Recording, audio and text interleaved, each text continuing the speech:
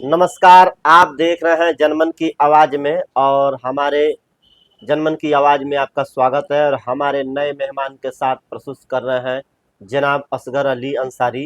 ये अपने बारे में बताएंगे और ये बहुत ही अच्छे पत्रकार भी हैं और बहुत ही अच्छे लेखक हैं। ये अपने समाज को हमेशा जागरूक करते रहते हैं और आप इनसे मिलिए जनाब असगर साहब से। बहुत बहुत शुक्रिया।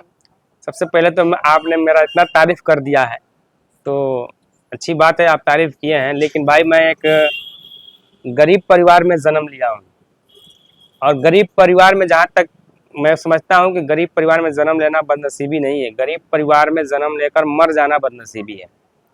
तो मैं भले जन्म लिया हूँ लेकिन संघर्ष करता हूँ। आज संघर्ष के बुनियाद पर आप देखें तो मैं तालीम याफ्ता भी हूँ और सामाजिक कार्यों में आप हमको देखते ही हैं। सोशल मीडिया पर मेरा लेख और पोस्ट होता है ताकि जो युवा हैं, जिनको मार्गदर्शन देने वाला, दिशा देने वाला आज बहुत कम लोग नज़र आते हैं, तो दिशा के अभाव में लोग अपने करियर नहीं चुन पाते हैं और अब सही दिशा में कदम नहीं रख पाते हैं अपने करियर को लेकर। तो मैं उन्हें कुछ मार्गदर्शन करता हूँ, इसी के लिए मैं पोस्ट भी करता रहता हूँ। अब देखिए जी असगर साहब, कहना ये था कि आप इतने अच्छे लेखक हैं, इतने अच्छे, तो आप युवाओं के लिए क्या कहना चाहते हैं? युवाओं के लिए मैं यही कहूँगा कि भाई आप पढ़ाई कीजिए, उच्च तालीम याफ्ता बनिए और अगर आप पढ़ नहीं पाए हैं तो मेहनत कीजिए, भले मजदूरी करना पड़े। बाबा साहब अम्बेडकर साहब कहते थे कि पैर में जूता हो न हो लेकिन हाथ में कलम होना चाहिए। कलम अगर आप किसी कारणवश नहीं पढ़ पाए हैं तो मजदूरी कीजिए, मेहनत कीजिए, कोशिश कीजिए, संघर्ष के बुनियाद पर अच्छे पदों पर जाएं और पढ़ लिख कर अगर आप पढ़ लिख लिए, अच्छा आदमी बन गए तो समाज की भी चिंता कीजिए। अगर पैसे कमा लिए तो समाज की भी चिंता कीजिए, समाज के को भी थोड़ा सा ध्यान में रखिए। क्योंकि कहा जाता है कि सिर्फ अपने लिए जीना तो क्या जीना, थोड़ा सा हम दूसरों के लिए भी मदद कर सकें। और शिक्षा हासिल करने का यही उद्देश्य होता है कि इंसान खुद शिक्षा हासिल करे। आप देखते हैं स्कूलों पे लिखा है शिक्षार्थ आइए सेवार्थ जाइए। शिक्षा हासिल कीजिए और लोगों की सेवा कीजिए।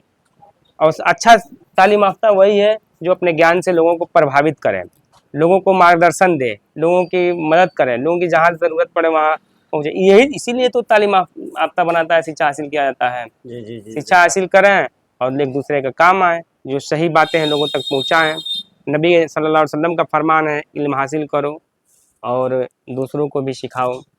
तो ये होना चाहिए, हर लोगों को करना चाहिए। युवाओं को मैं कहना चाहता हूँ कि आप सोशल मीडिया अगर चला रहे हैं तो प्रेरणादायक लेख लिखें, ऐसी लेख भ्रामक खबरें न लिखें, पोस्ट न लिखें जिससे दो समुदायों में टकराव का पैदा हो, आपसी कटुता बढ़े, एक दूसरे के दिलों में दूरियां पैदा हो। ऐसा बिल्कुल न लिखें।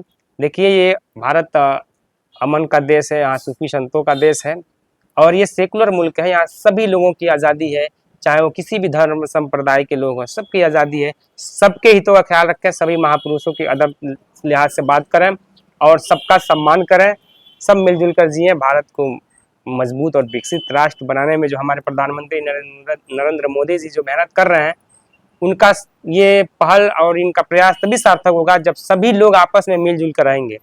क्योंकि जब मिलजुल के रहते हैं तो शासन व्यवस्था सही से संचालित हो पाती है और जो देश के पैसे हैं वो देश के विकास में लगता है।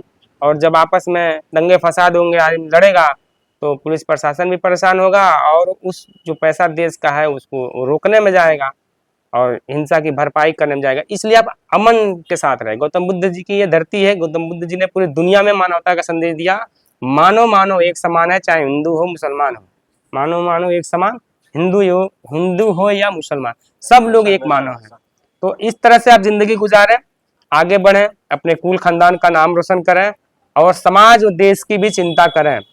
सेकुलर जहन के हिसाब से रहें, सबकी इज्जत करें और सबको बराबरी का सम्मान दें, अपने देश के महापुरुषों के देखिए पढ़ें। असगर साहब ने बहुत ही अच्छा बात कहा कि आप लोग हमेशा भाईचारे से रहें और इसी के साथ हमारे मेहमान थे जनाब असगर अली अंसारी बहुत साहब। बहुत शुक्रिया। इसी के साथ विदा होते हैं। जय हिंद, जय भारत।